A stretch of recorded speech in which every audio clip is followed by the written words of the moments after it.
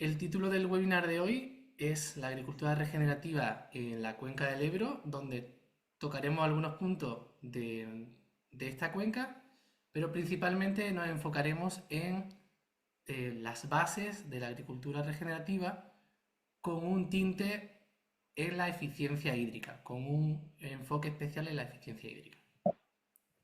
Este webinar es posible gracias a Microsoft, que bueno, está promoviendo un proyecto que va tanto desde implementación de agricultura regenerativa y eficiencia hídrica en 7 agricultores y alrededor de 400 hectáreas, y también tiene una componente de formación. Si tuviésemos que resumir el objetivo final de este webinar, es que la agricultura regenerativa, es decir, que todos vosotros os quedéis con el concepto de que la agricultura regenerativa no solo es un conjunto de prácticas a secas, sino que es ciencia. Ciencia aplicada y que tiene en cuenta relación suelo-planta-atmósfera y ciencia basada en datos. Al final del webinar os estaremos presentando una encuesta de satisfacción en el que, una vez que la rellenéis, directamente podréis acceder a un certificado de asistencia a esta formación. Y para esto, pues tenemos dos invitados de lujo. Tenemos el placer de tener a Sisto Cabiró y José Antonio Carrasco. Sisto viene de Regen Academy, que está más enfocado en la parte implementadora de la agricultura regenerativa, y José Antonio Carrasco es de AGQ Labs, que está más en la medición. Por esto mismo, Sisto estará tocando las bases de la agricultura regenerativa y su relación con la eficiencia hídrica. Y por otro lado, José Antonio estará tocando el cómo usar la metagenómica, es decir, la genética, para medir y evaluar el impacto de la agricultura regenerativa.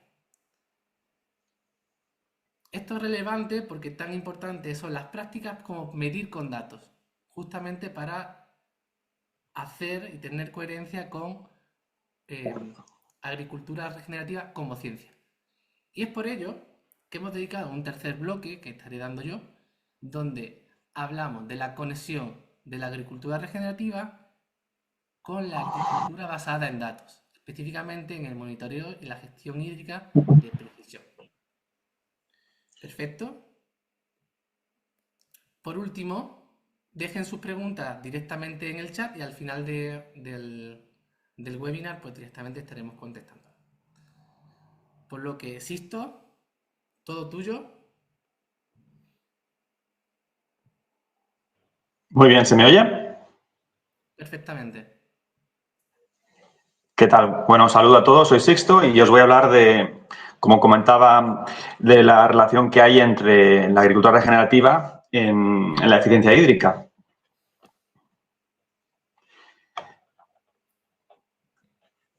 Bien, pues los contenidos de la charla que voy a hacer al final no durará más o menos unos 20 minutos. Tiene estos contenidos, haremos una pequeña introducción.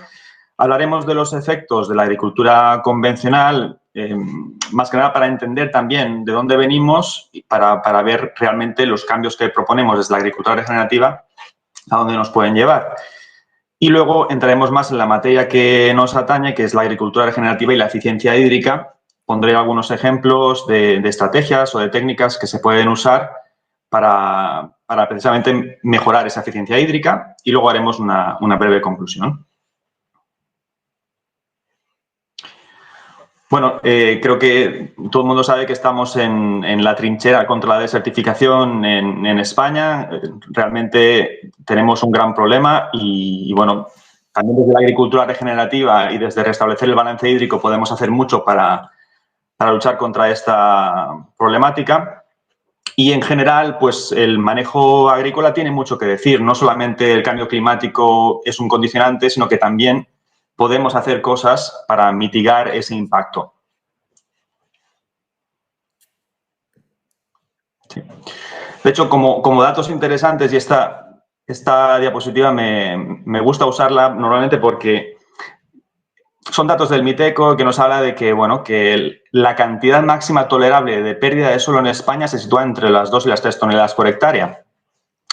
Pero realmente en más del 42% de la superficie la pérdida es mayor a 5 toneladas. Luego veremos unas gráficas que lo ilustran mejor. Pero claro, para mí que se diga que lo que es tolerable es entre 2 o 3 toneladas por hectárea, me parece mucho. Tendríamos que pretender no perder suelo en la medida de lo posible. Entonces, de hecho, sabemos que al final trabajamos con el suelo y puede tardar entre 100 y 1000 años en hacerse un solo centímetro de ese suelo. Por lo tanto, es un valor muy preciado que tenemos que conservar en la medida de lo posible. En esta gráfica del Ministerio de Agricultura veis que faltan datos de Aragón en concreto, porque en ese año, por algún motivo, hubo varias comunidades autónomas que no fueron analizadas. Pero me parece interesante señalar, por ejemplo, que Cataluña y Andalucía son las 2 comunidades que tienen la máxima tasa de pérdida de suelo anual en toneladas por hectárea. De hecho, estamos hablando en el caso de Cataluña de 23,7, que me parece mucho, y en Andalucía un 23,2 muy seguido de cerca. He conseguido datos de un estudio más reciente de Aragón, en el que se puede ver que la tasa de pérdida de suelo es mucho menor. En este caso, el promedio en Aragón es de 7,2 toneladas por hectárea, pero en concreto en la provincia de Zaragoza es de 5,8. Y claro, yo me preguntaría, ¿cómo puede ser que haya esta diferencia, ¿no? Realmente, porque es que son muchísimas toneladas de diferencia, que es que lo hacen mucho peor en Andalucía o en Cataluña, por ejemplo.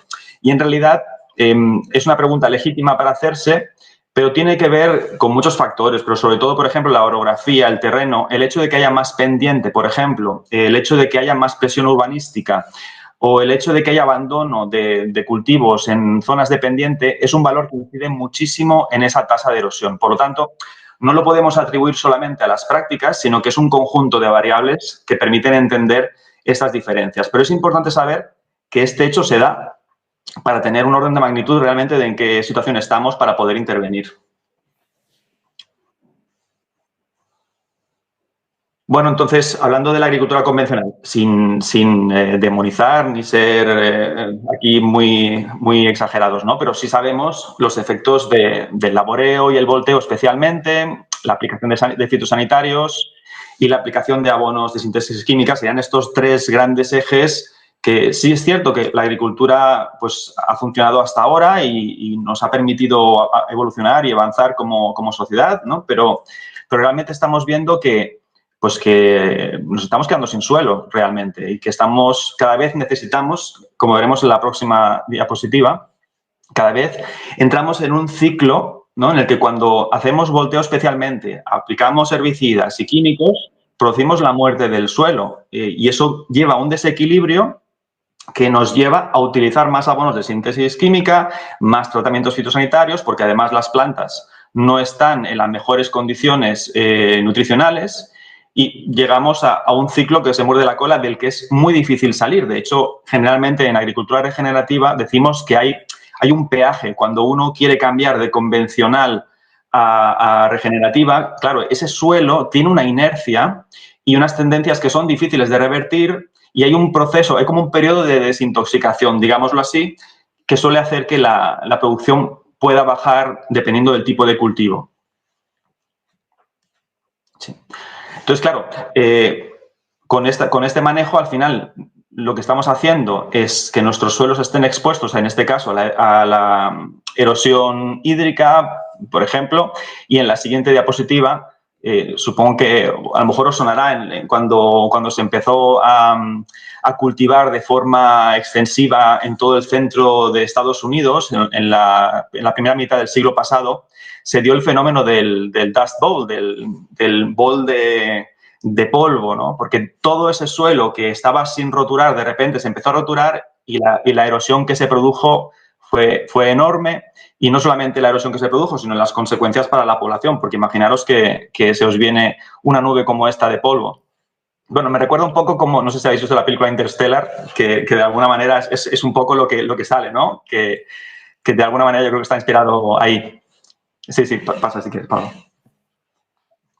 Bueno, entonces, ¿qué es la agricultura regenerativa? Bueno, pues ya de alguna manera Pablo nos ha adelantado lo que es y al final sí, no solo son prácticas, sino que también es una ciencia. Esto está basado en datos. O sea, no tendría sentido avanzar si no pudiéramos medir los resultados y de hecho, pues nos va a hablar el otro ponente después, pero desde el punto de vista de las prácticas, podríamos decir que es una forma de producir que lo que busca es regenerar, recuperar la fertilidad del suelo mediante la activación de los procesos naturales de ese suelo. O sea, al final de lo que se trata es de recuperar el equilibrio del ecosistema. No olvidemos que la agricultura es el mayor gestor de paisaje que hay y en ese sentido tiene una responsabilidad, ¿no? Como guardián, digámoslo así, de los paisajes naturales o en este caso seminaturales.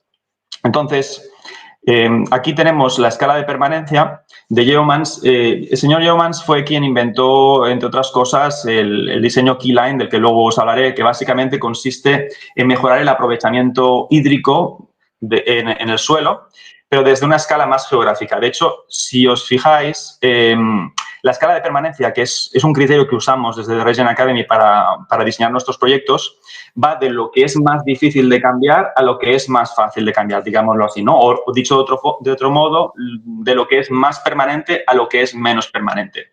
Entonces, en ese sentido, como vemos ahora en la siguiente diapositiva, el diseño hidrológico es fundamental porque al final es relacionar agua con topografía, cómo se mueve el agua por la superficie.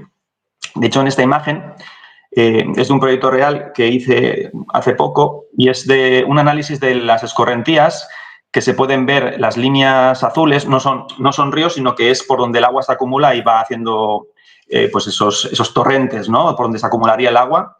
Y lo que vemos en color amarillo, verde y rojo son los diferentes grados de pendiente. Entonces, una forma de saber decidir dónde intervenir, dónde sería necesario hacer algún tipo de intervención para, como pone a la izquierda, frenar, repartir e infiltrar el agua, sería cruzar por donde hay líneas azules, que serían las escorrentías, con los lugares de mayor pendiente. Entonces, se puede ver claramente que es como una colina y en la zona roja es donde hay más pendiente y se ven puntos donde realmente se podría esperar una gran erosión hídrica. En ese sentido, pues volviendo al señor Yeomans, tenemos el diseño hidrológico en Keyline, que básicamente no es siguiendo la curva de nivel, es decir, lo que se busca, sin entrar en muchos detalles con un diseño Keyline, es mover el agua y redistribuirla para que se mueva de forma homogénea y se infiltre de forma homogénea, porque normalmente el agua en los lugares donde hay mayor pendiente tendería a ir más rápido y lo que queremos es frenarla para prevenir la escorrentía y queremos además que se infiltre en esos puntos donde pasa más rápido. Entonces, con el diseño Keyline, a partir de una línea que sí está a nivel, en un punto clave, por eso se llama Keyline, pues a partir de esa curva a nivel, luego sacamos una serie de líneas que tienen cierta pendiente que nos permiten redistribuir ese agua de forma más homogénea. Y luego están las famosas cubiertas vegetales, que muy a menudo oímos decir que sí, lo hemos intentado, hemos dejado y no nos ha funcionado, ¿no? Parece que es un tema que genera mucho debate, pero realmente, claro, es como todo, no es lo que haces, sino cómo lo haces. Si os fijáis aquí, estos son unos viñedos jóvenes que deben tener unos 2 o 3 años. En este caso, si os fijáis, la línea de cultivo está libre de hierba, solamente hay las calles y las calles están segadas. Es decir, la cubierta vegetal para que funcione tiene que estar gestionada. Y si pasamos a la siguiente. Sí, entonces tienen unos beneficios que realmente tiene varios niveles, pero digamos en el nivel principal, a nivel de gestión de agua del suelo, pues reducen muchísimo la evaporación y además favorecen la infiltración. En los patrones de lluvia que tenemos en el Mediterráneo, donde generalmente llueve poco y mal, ¿no? O sea, llueve a lo mejor muy de golpe, mucha agua que a lo mejor el suelo en condiciones de compactación o de pendientes, pues hace que no se infiltre bien ese agua. Y si no tenemos un medio que nos permita infiltrarla, pues nos encontramos que eso va a provocar erosión. A medio y largo plazo, bueno, el hecho de que exista una cubierta vegetal favorece que haya materia orgánica.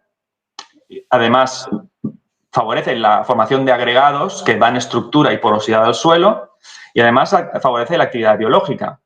Y también no olvidemos que las cubiertas vegetales dejan un acolchado que reduce esa evaporación, como decía antes, durante meses. De hecho, generalmente, roladas quiere decir en este contexto que no las segamos. Al final, si segamos una cubierta vegetal, lo que estamos haciendo es partirla en muchas partes que son fácilmente, digamos, descomponibles, ¿no? Se descomponen fácilmente y se pierde su biomasa muy rápidamente, se volatiliza.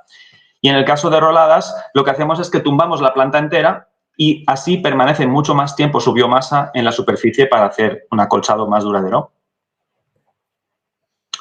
Esto es un ejemplo real de Canfón, de la finca de Frances Pont. A la derecha tenemos sus viñedos que tienen cubierta vegetal y a la izquierda es un campo de un vecino que tiene olivos en convencional, sin cubierta vegetal, con terrenos labrados. O sea, esto no es un fotomontaje, no es que hayamos aprovechado el poste que veis en el fondo para marcar una línea y unir dos fotos. Esto es real.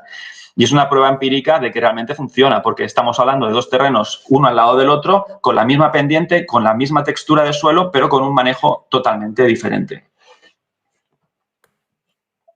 Esto es una pequeña gráfica para ilustrar la diferencia de temperaturas que hay entre un suelo con y sin cubierta vegetal. Veremos que la línea azul mostraría ese mismo suelo en convencional, sin cubierta vegetal, y la línea digamos, como color mostaza, que sea la siguiente, es en un suelo con cubierta vegetal. O sea, como veis, la columna de la izquierda es la temperatura y realmente se ve que hay mucha diferencia.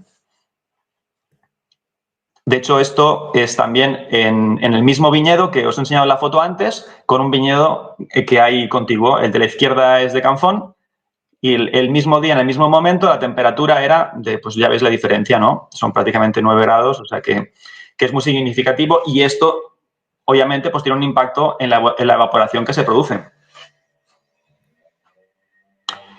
Como decía antes, la cubierta tiene que ser gestionada y una herramienta que usamos es el roller crop, que básicamente lo que hace es aplastar, no corta, aplasta y tumba la cubierta vegetal en el suelo.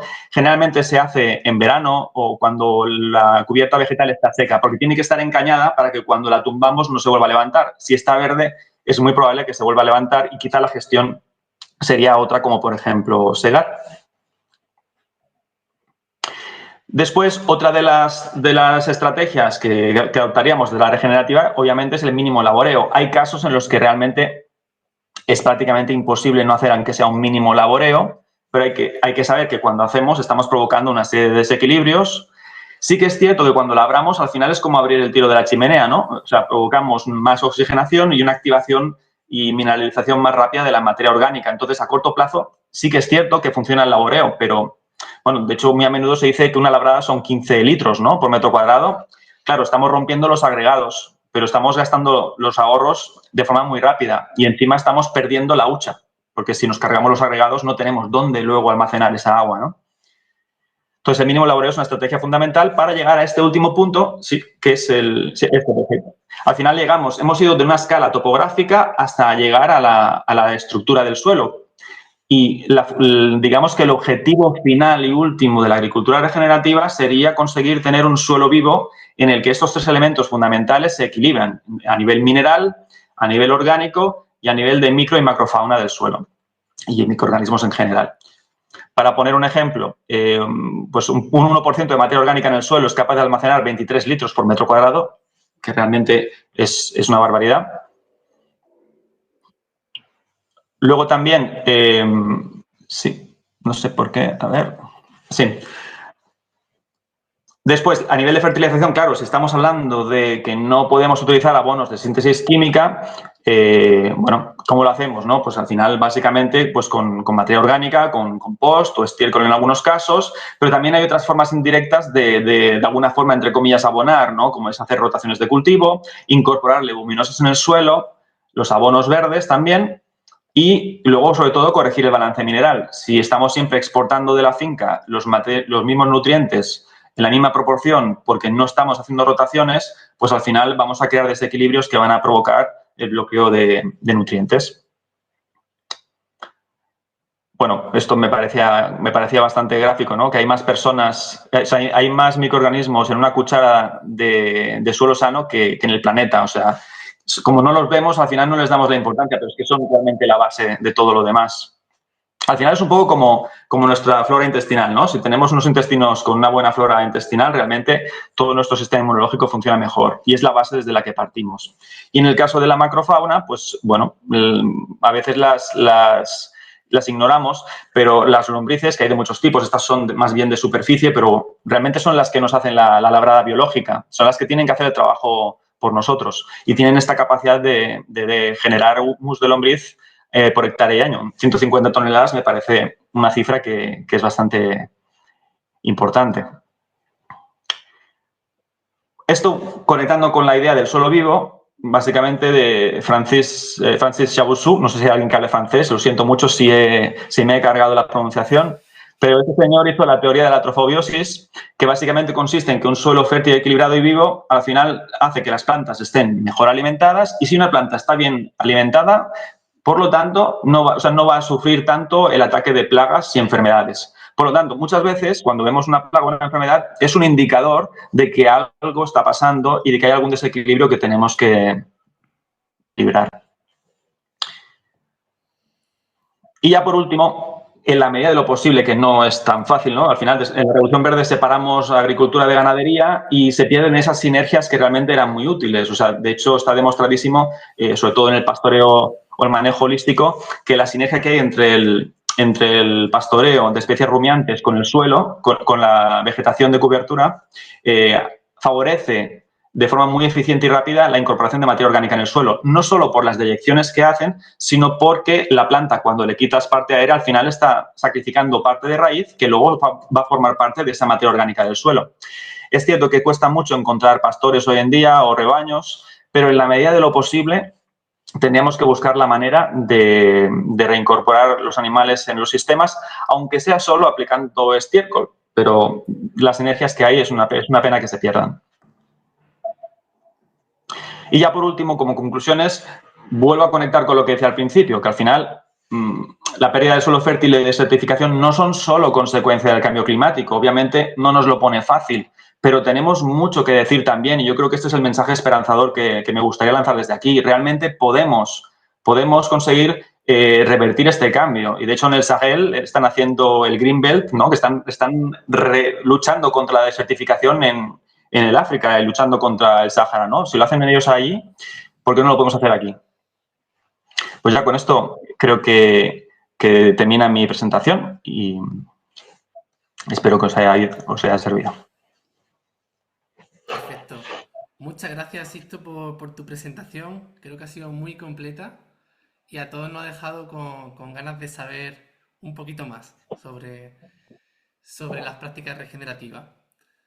Respecto a seguir con ese enfoque de práctica regenerativa y ciencia, todas estas prácticas generan cambios y esos cambios pues, deben de ser evaluados. Y una de las técnicas que realmente están postulándose como referencias para medir cambios en un suelo vivo es la metagenómica. Para eso tenemos a José Antonio Carrasco López de AGQ Labs, por lo que todo tuyo. Muy bien, muchas gracias. ¿Me escucháis? Sí, perfectamente. Perfecto. Bueno, pues buenos días a todos. Encantado de poder estar aquí con vosotros y compartir eh, el conocimiento y la información que tenemos sobre las herramientas que pueden usar los productores para medir cómo de vivo está el suelo. Y quisiera agradecer a los organizadores, a Pablo y al equipo de organizadores, la oportunidad de transmitir este conocimiento. Y también agradecer a Sixto, pues la introducción tan buena, la presentación tan buena que ha hecho y la importancia que le da al suelo como parte y como recurso fundamental en la agricultura, ¿no? Y yo me voy a centrar un poquito en ese suelo vivo, que es lo que podemos hacer para medir las propiedades que tiene y cómo medir la vida de ese suelo. Como Sisto ha comentado, efectivamente el suelo no solamente se compone de una matriz mineral, un aspecto físico, ¿no? Sino que también hay un aspecto químico de las soluciones que hay, los nutrientes que hay disueltos en esa solución.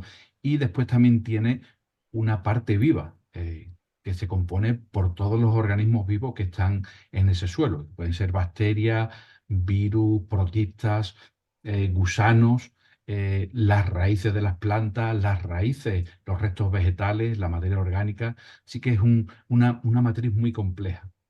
Y como él ha comentado, efectivamente, en una cucharada de suelo, si hablamos de 1 gramo de suelo, pues hay aproximadamente 10 elevado a 9 células de bacterias arqueas. O sea, una cantidad de células enormes, muchísimas más que seres humanos en el mundo, ¿no? Hay trillones de virus. Un momentito. Hay trillones de virus y hasta 200 metros de hifas de hongo. Todo este conjunto de organismos, especialmente aquellos que no vemos a simple vista, que son microorganismos, son lo que conocemos como el microbioma. Es el grupo de organismos que no podemos ver y que habitan en ese suelo y que principalmente nosotros nos centramos en bacterias y hongos, puesto que tienen mucha más relevancia que el resto de microorganismos en la agricultura. Bien, pues todos los organismos vivos contienen en su interior, en la célula, una molécula que es el ADN y que contiene la información genética. Y esa molécula es lo que hace que los humanos seamos humanos y lo que hace que las bacterias sean bacterias. Por eso conocer la estructura y la secuencia de ese ADN es tan importante, porque nos da una información muy relevante sobre los organismos. En este caso podéis ver, es una diapositiva un tanto compleja, pero aquí solamente podéis ver cómo la secuenciación del ADN, cómo el conocimiento sobre esta molécula ha ido evolucionando a lo largo del tiempo. Desde los años 50, donde se descubrió la estructura de esta molécula, a cómo hemos conseguido secuenciarla, primero con Sanger Sequencing y actualmente a través de lo que se conoce como Next Generation Sequencing, que es la secuenciación masiva, ¿no? Entonces, al principio, pues hemos podido secuenciar, entender lo que es un gen, una molécula, una parte concreta de esa molécula y de un organismo concreto, pero después, a medida que la técnica ha ido avanzando, pues hemos sido capaces de conocer lo que es un genoma completo de un organismo, todos los genes que están presentes en un genoma de un organismo. Pero además, como la tecnología ha seguido avanzando, eso nos ha permitido no solamente conocer el genoma de un organismo, sino todos los genes de un conjunto de organismos que viven en una muestra. ¿De acuerdo? Entonces, eso nos aporta muchísima información del conjunto de organismos que conocemos como microbioma y puede ser de una muestra de suelo, puede ser del intestino humano, como decía nuestro compañero al inicio. Así que con esa información podemos trabajar y aprender muchísimo, sobre todo del suelo. Entonces, ¿qué es lo que hacemos con la metagenómica para entender qué es lo que hay en el suelo, qué microorganismos habitan en ese suelo? Pues lo que hacemos es que normalmente tomamos muestras de suelo, de ese suelo se aísla, se purifica el ADN total, de ese ADN total formamos lo que se conocen como unas librerías para secuenciación y nosotros nos centramos, como he comentado anteriormente, sobre todo en bacterias y hongos, porque tienen un papel muy relevante en la agricultura. Con las bacterias lo que nos centramos es en un gen específico que se conoce como 16S y para los hongos nos centramos en un fragmento que se llama ITS. Entonces, con estos fragmentos lo que hacemos es que los secuenciamos, obtenemos todas las secuencias que están presentes en esa muestra y mediante análisis bioinformático pues podemos ver la abundancia relativa de esos organismos, porque cada uno de ellos tiene una molécula que es única y que podemos identificar, y podemos ver, por ejemplo, qué organismos hay presentes en ese suelo. Podemos ver si son patógenos, si son PGPR, que son bacterias que promueven el crecimiento de las plantas, y además podemos hacer también predicciones sobre las actividades enzimáticas, sobre las funciones que van a tener esos organismos en el suelo. Así que aquí, por ejemplo, vais a ver qué es lo que veríamos tras un análisis de metagenómica, qué es lo que veríamos, por ejemplo, cuando analizamos la composición de bacterias en un suelo. Aquí podéis ver que podemos identificar a nivel de especie qué bacterias están presentes en ese suelo. ¿De acuerdo? Podemos ver a nivel de reino, filo, clase, orden, familia, género y especie. Esos simplemente son órdenes taxonómicos en los que se organizan las bacterias, los procariotas, y cuanto más avanzamos en ese orden, cuanto más cerca nos situamos a nivel de especie, más información vamos a tener de ese suelo. ¿De acuerdo? Entonces aquí podéis ver no solamente que a nivel de especie hemos identificado hasta un 84% de todos los organismos que estaban en ese suelo, sino que además podemos ver qué proporción relativa tienen esos organismos, unos y otros. Y esto mismo se puede hacer también con los hongos. No solamente vemos qué organismos hay, le ponemos nombre y apellido, sino que también podemos ver qué es lo que están haciendo. Podemos predecir ciertas funciones, como por ejemplo funciones relacionadas con el metabolismo, con la hidrólisis de aminoácidos que está relacionado con el nitrógeno disponible. Podemos ver fijación de nitrógeno biológica, que está por supuesto relacionada con lo que es la fijación de nitrógeno y el ciclo del nitrógeno en el suelo. Solubilización de fosfato, que es fundamental para un cultivo. También hay otros características que están relacionadas con estrés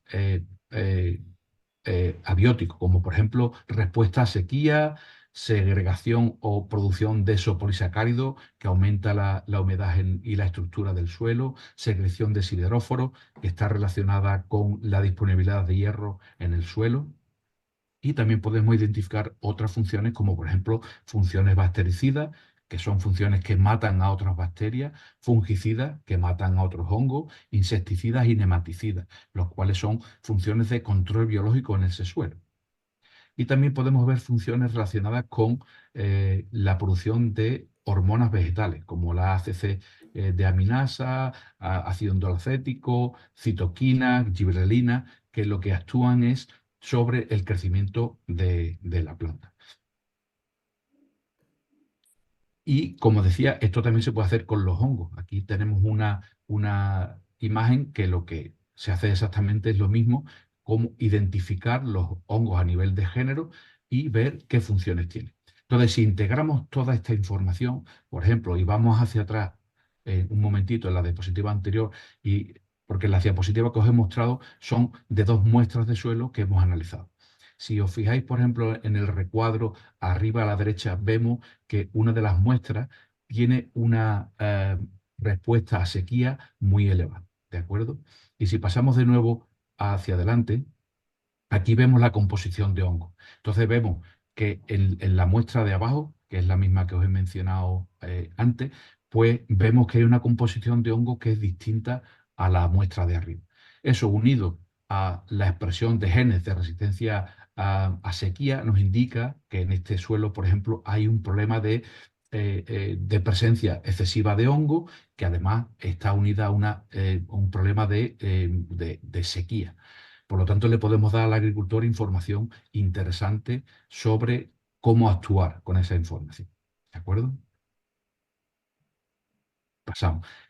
Y esto es una diapositiva que parece muy compleja, pero es muy relevante para la agricultura regenerativa, ya que lo que muestra aquí es parte de un estudio, que es el estudio más largo realizado en agricultura regenerativa, ha durado aproximadamente 38 años, que se ha realizado en Estados Unidos, y en este estudio lo que han hecho es, durante todo ese tiempo, comparar los efectos de la labranza, que podéis ver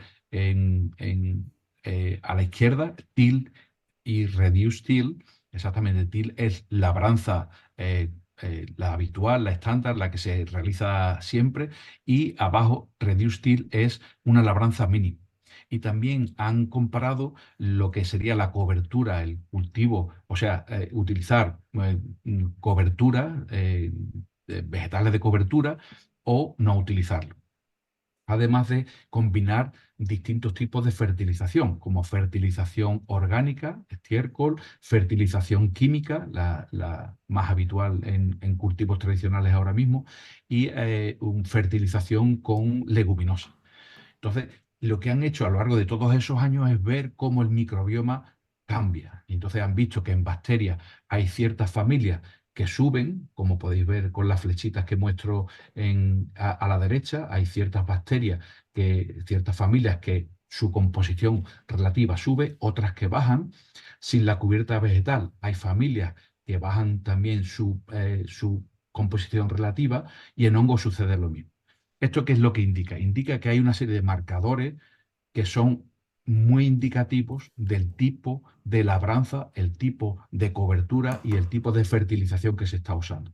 Así que no es necesario esperar años para ver si se está avanzando en agricultura regenerativa, cuando ya podemos en un análisis metagenómico ver que si esos marcadores están cambiando y están evolucionando adecuadamente, podemos ver que ya hay un efecto de la agricultura regenerativa que estamos aplicando. Este artículo se publicó el año pasado, y es un artículo muy, muy, muy reciente.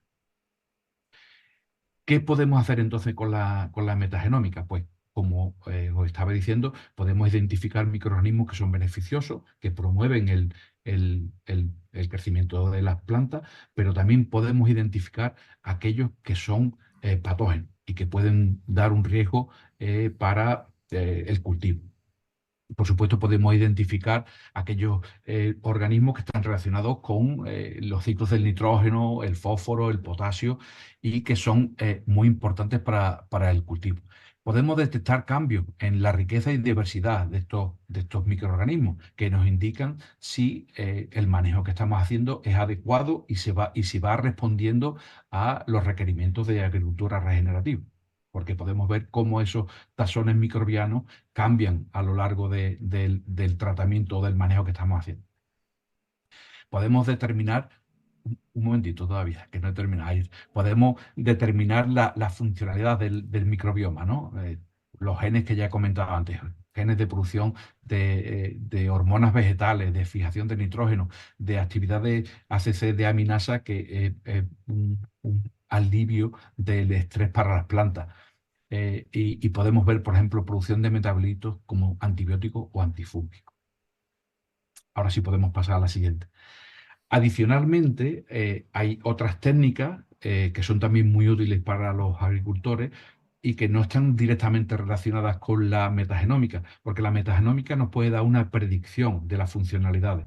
Sin embargo, la actividad enzimática del suelo, que es una medición directa del suelo, sí que nos da la actividad real que tenemos en ese suelo y que debe corresponder con las predicciones que estamos haciendo, ¿no? Hay ciertas actividades, como por ejemplo la fosfomonoesterasa ácida, que está relacionada con el ciclo del fósforo, se puede medir en suelo y nos da una idea de cómo los microorganismos están viviendo en ese suelo y están produciendo esa actividad que después va a liberar fósforo y es fundamental para las plantas.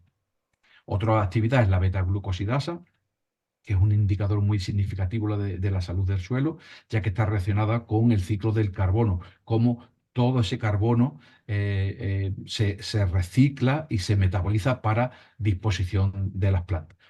La actividad aryl sulfatasa, que está en relación con el ciclo del azufre, y la ureasa, que sobre todo es muy es relevante cuando se utilizan fertilizantes con base de urea y que está relacionada con el ciclo del nitrógeno. También hay otras actividades especialmente importantes, como por ejemplo la deshidrogenasa, perdón, porque lo que mide es la actividad biológica real.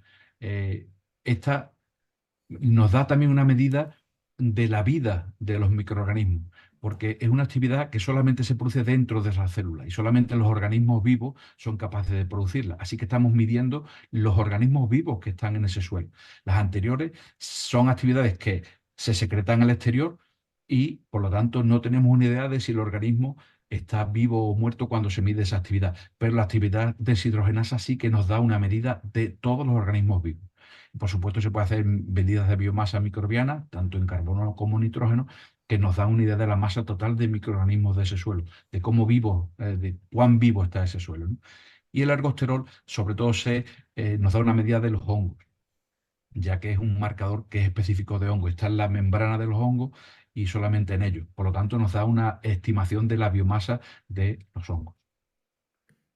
Así que si implementamos todas estas actividades enzimáticas junto con la metagenómica, entonces podemos hacer estudios de suelo muy, muy eficientes. Y esto es precisamente lo que estamos haciendo en un proyecto que estamos realizando ahora mismo en AGQ, centrados en el cultivo del olivo, en el que estamos intentando extraer toda la información posible de la metagenómica y las actividades enzimáticas y las propiedades físico-químicas del suelo, centrándonos sobre todo en un cultivo del olivo. Y aquí tenéis, sí, puedes pasar ya, gracias Pablo. Y es precisamente lo que estamos haciendo. Estamos viendo cómo las condiciones del suelo, el manejo del suelo y las condiciones climáticas afectan a ese microbioma, pero como sabemos que ese microbioma es un agente, es un actor principal en la producción agrícola, vemos cómo ese microbioma afecta a todos los procesos del ecosistema. Y esto es cómo se hace la integración de todos estos datos. Podemos pasar ya a la siguiente si quieres. Todos estos datos, perdón, y si quieres pasamos a la siguiente, esto simplemente es una bibliografía de que efectivamente es algo que no solamente lo decimos nosotros, sino que está ampliamente estudiado. Pues bien, decía que todos estos datos se integran mediante Machine Learning.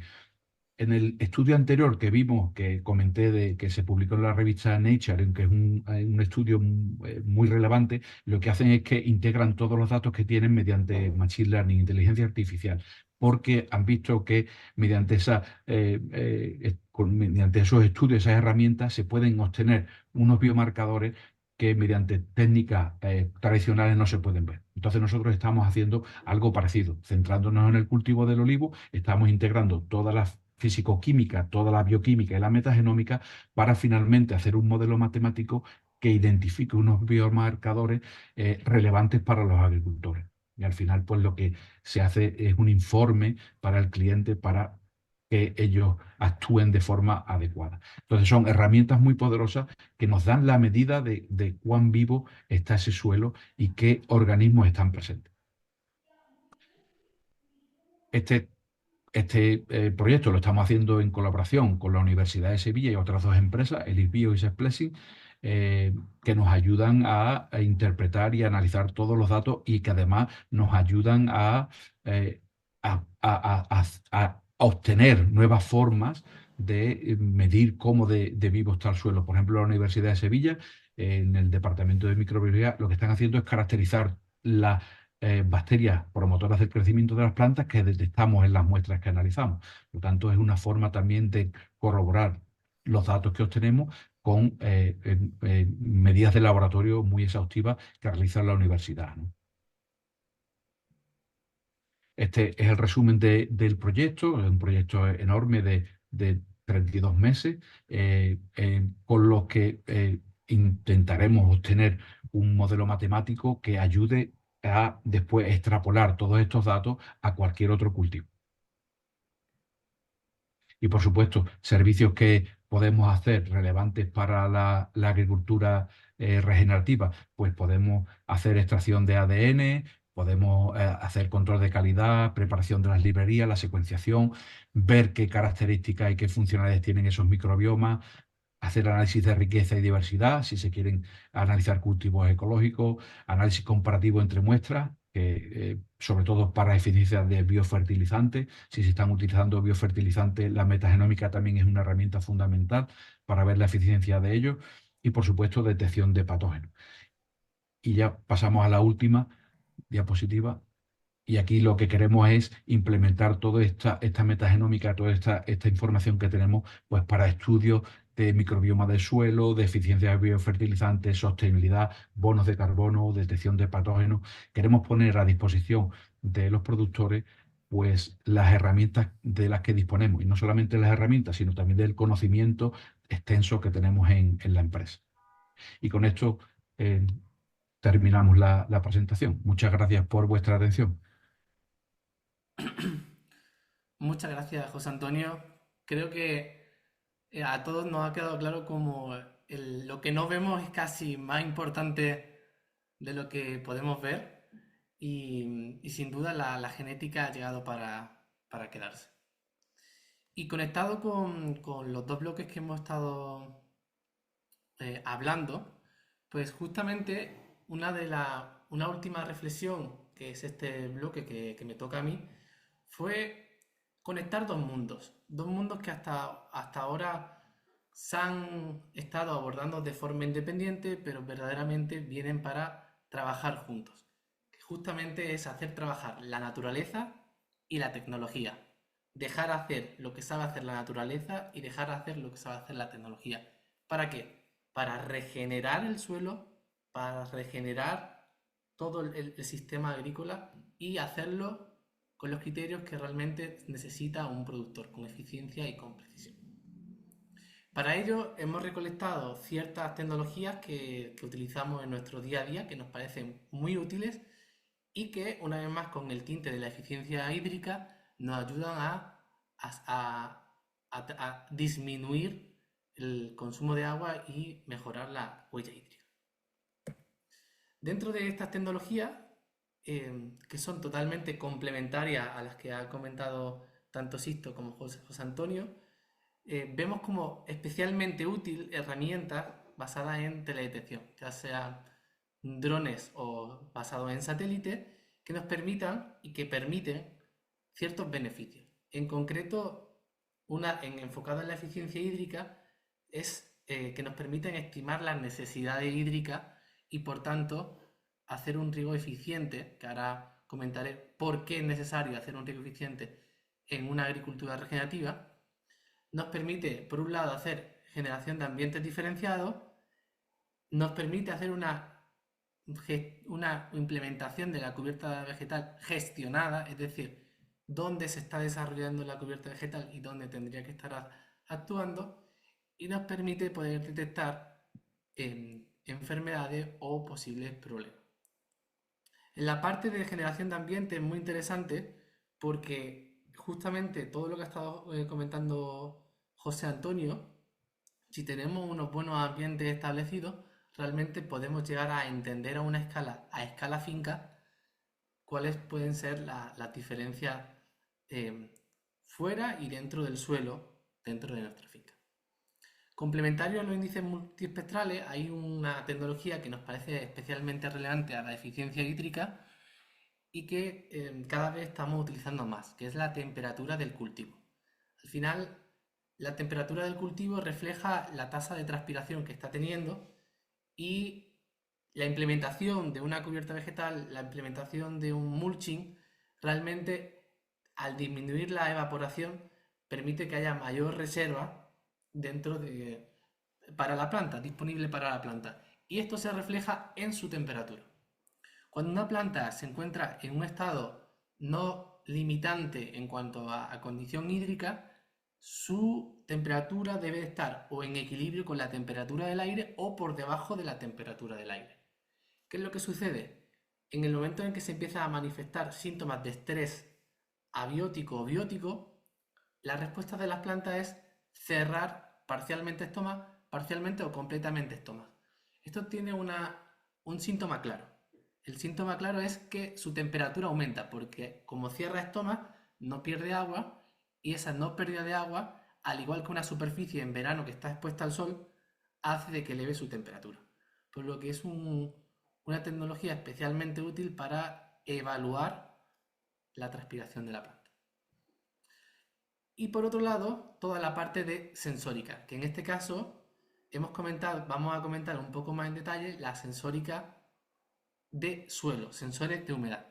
En concreto, los que más nos gustan a nosotros y utilizamos en la práctica son aquellos que tienen sondas con sensores a diferentes profundidades. Es decir, nos permiten conocer la dinámica del agua a lo largo del perfil del suelo y responder justamente a estas preguntas. ¿Qué me quiere decir la planta? ¿Estoy gestionando el riego de forma adecuada?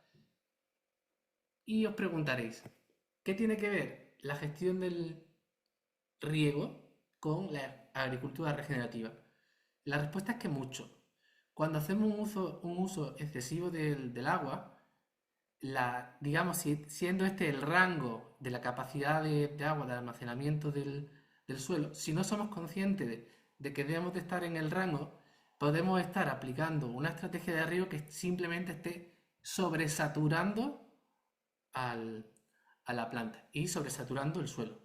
Eso tiene numerosos problemas, tanto de lisiación, pérdida de nutrientes, pero también asfixia radicular y perjuicio en todos los sentidos de ese suelo vivo.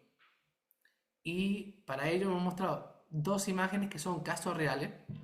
Esta imagen no es una inundación provocada por lluvia, es una inundación provocada por un río ineficiente. Aquí podéis ver cómo las líneas de flujo al final convergen en un punto en una cota más baja de la finca.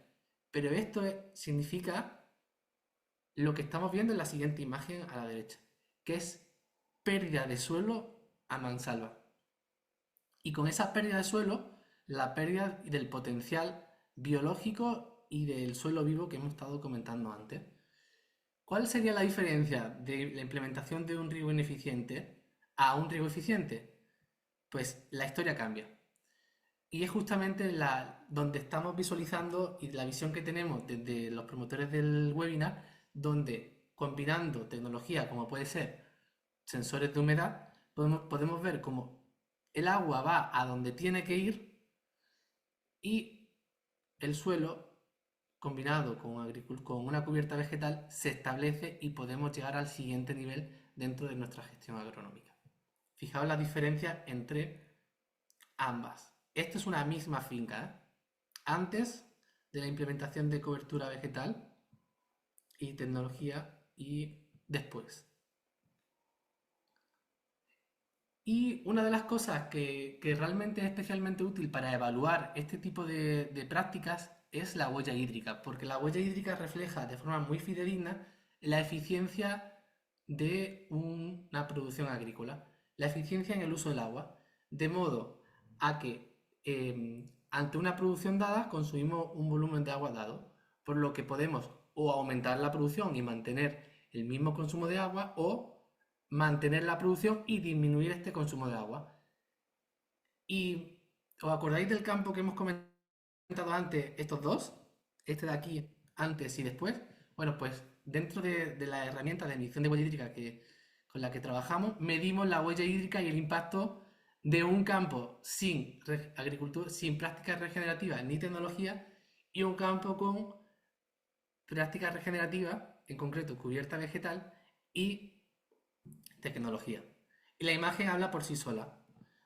Dentro de la práctica regenerativa, lo que pasa es que el peso de la huella hídrica verde, que es aquella agua que viene, la eficiencia en el uso del agua de lluvia, es mucho menor que una práctica regenerativa. Esto viene por lo que ha comentado en un primer momento Sisto, de la capacidad para mejorar la tasa de infiltración y la conservación del agua.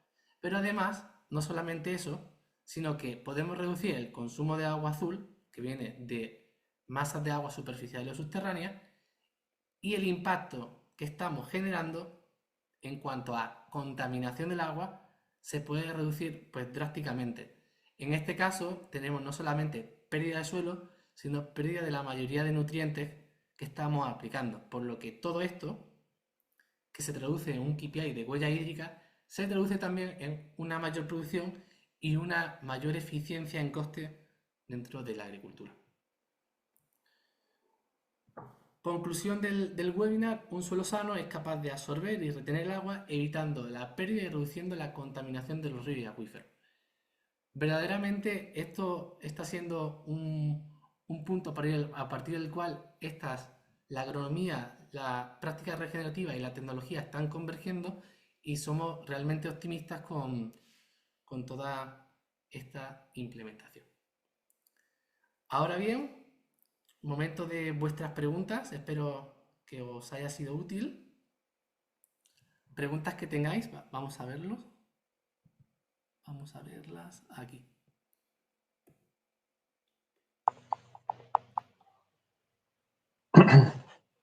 Vale, aquí tenemos una consulta para Sisto, donde preguntan: los beneficios de las cubiertas vegetales sobre la gestión hídrica del suelo, mayor infiltración, menor evaporación, son claros. Pero en agricultura de secano, ¿cómo afecta la componente transpirativa de las cubiertas cuando empiezan a competir con el cultivo principal por el agua acumulada en la temporada de lluvia?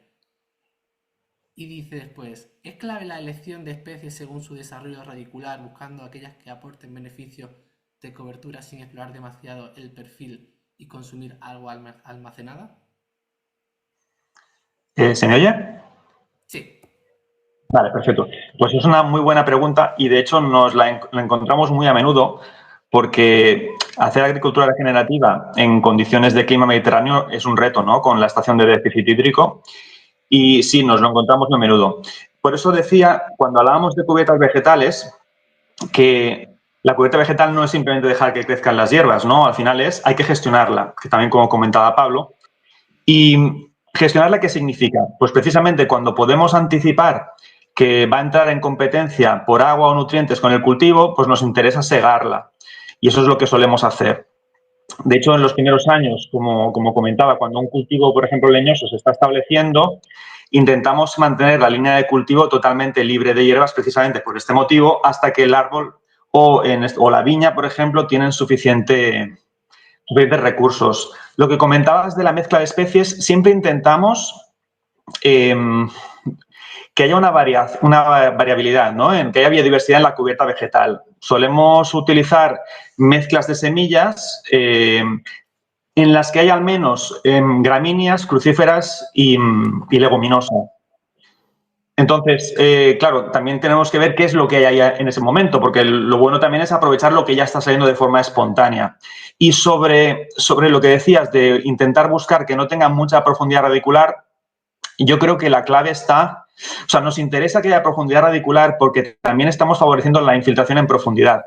Entonces, yo no lo utilizaría tanto como un criterio, porque si ya estamos segando la cubierta, aunque tenga raíces profundas, esa planta va a sacrificar, si pierde parte aérea, va a sacrificar parte radicular y eso va a dejar unos huecos que nos va a favorecer la infiltración. No sé si con esto he contestado la pregunta.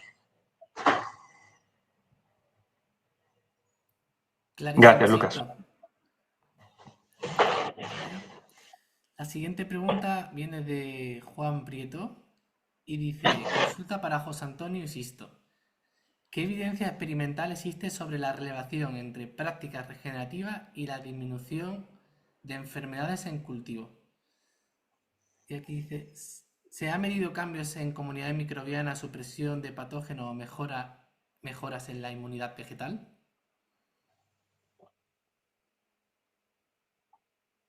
Si queréis, comienzo yo. ¿Me oís, verdad? Sí. Ah, perfecto. Eh, pues sí, mira, hay evidencias. El- a final del mes pasado, el 28-29, asistí al Congreso Microbioma que se celebró en Córdoba, un congreso muy interesante, y ahí hubo muchas ponencias sobre precisamente el efecto del microbioma en el contexto de enfermedad de los cultivos. Y se establecían tres niveles de control de patógenos. El primer nivel es el suelo en sí mismo, ¿no? Si tenemos un microbioma rico, variado, ejerce una competencia directa con los patógenos y por lo tanto los patógenos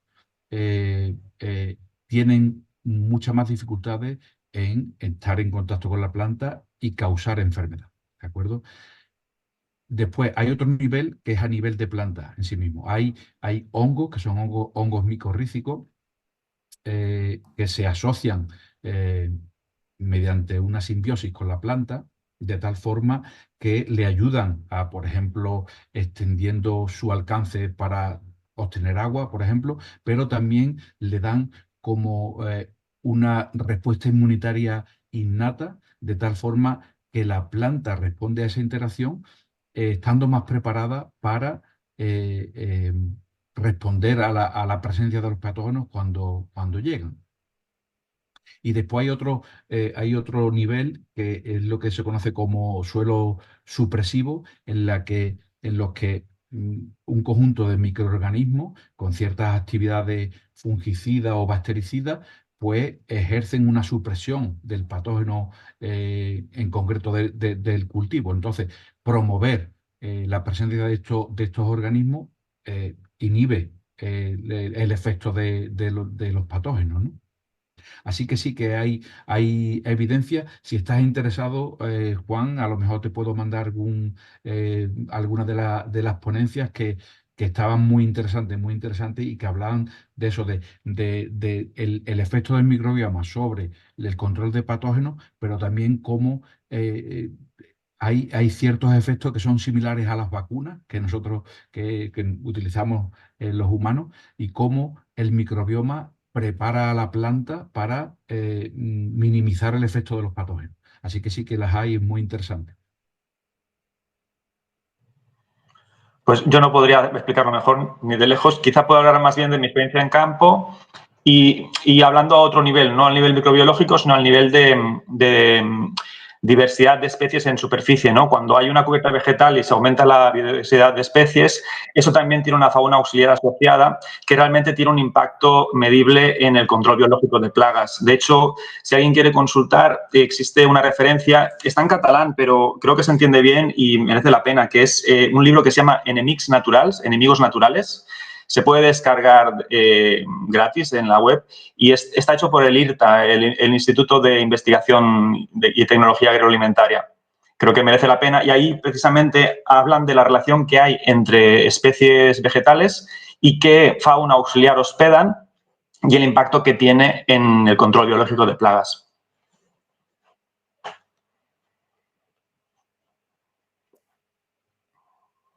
Perfecto, muchas gracias a ambos por la respuesta. Y bueno, ¿alguna pregunta más? Aquí nos llega. Pregunta para Sisto. ¿De qué manera la agricultura regenerativa afecta a la relación carbono-nitrógeno? Bueno, en realidad creo que a muchos niveles, ¿no? Pero al final manteniendo un suelo vivo, o sea, lo que tratamos de hacer al final es restablecer las dinámicas naturales del suelo y dejar que, es decir, nosotros no alimentamos las plantas, ¿no? A veces, que quizás sí que es lo que hemos estado haciendo con la agricultura convencional, sino que las plantas ya saben lo que tienen que hacer. En realidad somos facilitadores de condiciones y si recuperamos toda esa biodiversidad microbiológica de la que hablaba José Antonio, al final lo que estás haciendo es que estos ciclos de carbono y nitrógeno funcionen de forma saludable. Entonces yo creo que más que directamente, lo que hacemos indirectamente al restablecer las dinámicas naturales del sistema, conseguimos que todo lo demás funcione de forma más eficiente. Si me permitís también, a nivel europeo hay una iniciativa también que se llama 3%, que yo creo que tiene que ver con el porcentaje de carbono que puede almacenar un suelo, especialmente los suelos de cultivo. Y actualmente la verdad es que el porcentaje de carbono que está almacenado en suelos de cultivo en general está muy por debajo de ese 3%. Así que hay un gran potencial de almacenaje de carbono en suelo de cultivo. Y claro, el uso de cubierta vegetal, por ejemplo, ayudaría a incrementar ese porcentaje. Entonces eso tiene una ramificación doble. Además de los beneficios que tiene la cubierta vegetal en cuanto a pérdida de disminución de pérdida de agua, también hay una doble vertiente que es el incremento de carbono que se acumula en suelo. Entonces, en bonos de carbono, eso también puede ser muy interesante, aparte de que está mejorando la vida y el ecosistema del suelo, ¿no? Y de ese recurso que es tan importante.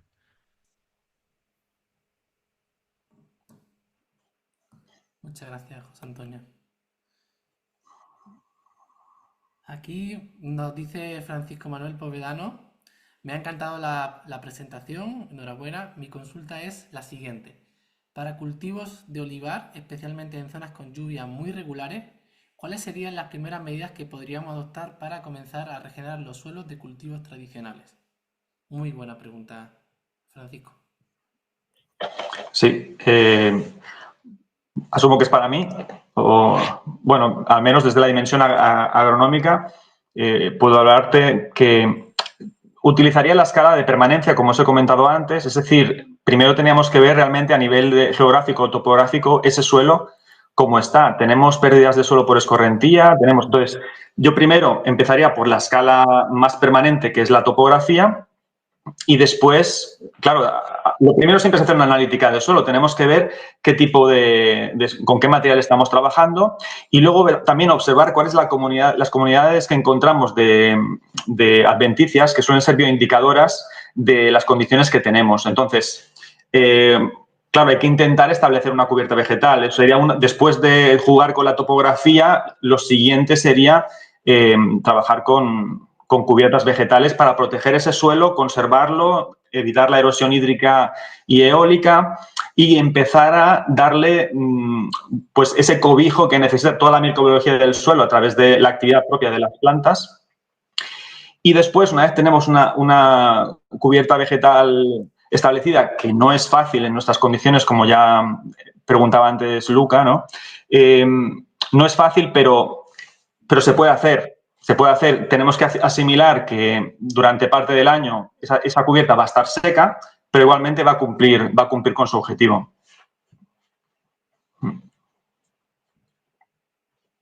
Sí, yo también aquí sí puedo también añadir algo. Efectivamente, desde el punto de vista microbiológico, yo creo que es fundamental también ver, analizar, hacer un análisis inicial de la finca para ver qué es lo que hay en esa finca. Y en cuanto por ejemplo, aporte de materia orgánica, yo creo que es fundamental el aporte de estiércol eh, o compost maduro, porque en el estudio que vimos, que os mostraba antes, del estudio que se publicó recientemente en Nature, lo que han visto es que ese aporte de estiércol maduro es lo que más efecto tiene a nivel de hongo, por ejemplo. Y sobre todo a los 10, 20, hasta los 30 primeros centímetros de suelo, ¿de acuerdo? Y por supuesto, minimizar el laboreo. Ahí ese era otro componente que era fundamental, tanto a nivel microbiológico, el aporte de estiércol como la minimización del laboreo. Porque a nivel microbiológico, a nivel de hongo, la cobertura vegetal inicialmente no complementaba, pero no tenía un efecto tan relevante como las otras dos variables. Evidentemente, la cobertura vegetal tiene otros aspectos muy importantes. Yo estoy hablando a nivel de hongo.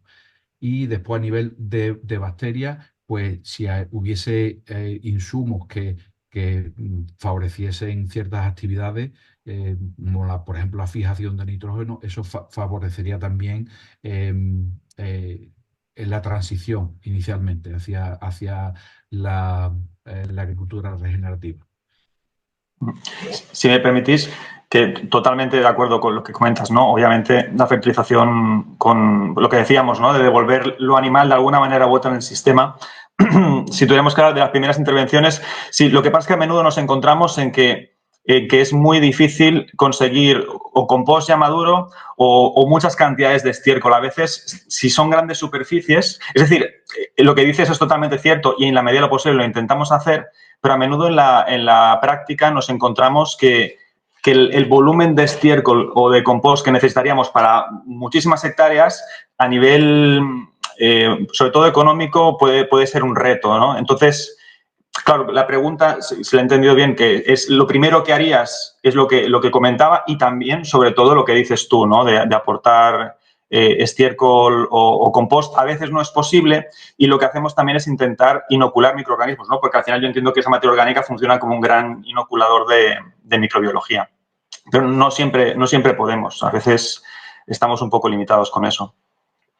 Vale, de acuerdo. Pues entonces, ahora sí que me gustaría entonces comentarle a los que nos están siguiendo en el webinar si realmente es una buena oportunidad para nosotros también para entender cuáles son las necesidades. Entonces, ¿realmente tenéis esas dificultades, los productores, tenéis esa dificultad de acceso, por ejemplo, a estiércol o a compost maduro, porque, bueno, hay otros métodos alternativos que a lo mejor se pudieran evaluar. Entonces, detectar estas necesidades también es importante para nosotros, porque así podemos responder. Si vemos que hay un problema, podemos intentar buscar una solución. Entonces, os dejo ahí la pregunta. ¿Para vosotros el acceso a compost o estiércol es algo que os limita? Muy buena pregunta, a ver si nos responde.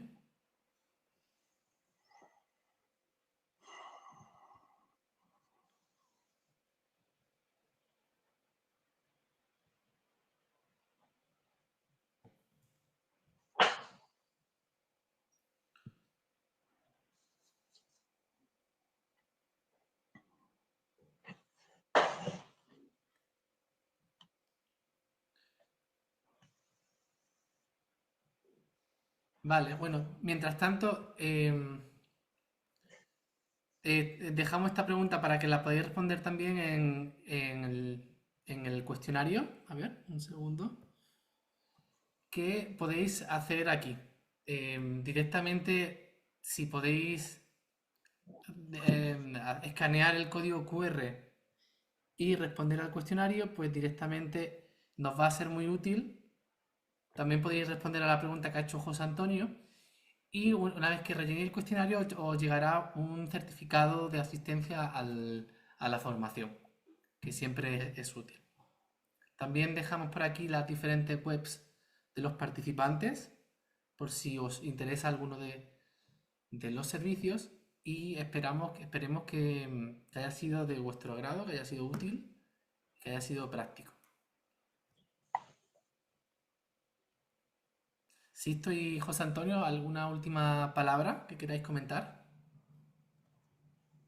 Nada, yo creo que si los participantes quieren la presentación, yo no tengo ningún problema en compartirla con ellos. Sí, igual por mi parte. Y bueno, gracias por habernos invitado y gracias a quien ha asistido pues por la atención. Igualmente. Perfecto. Pues muchas gracias a todos y nos vemos en la próxima. Que tengáis buen día.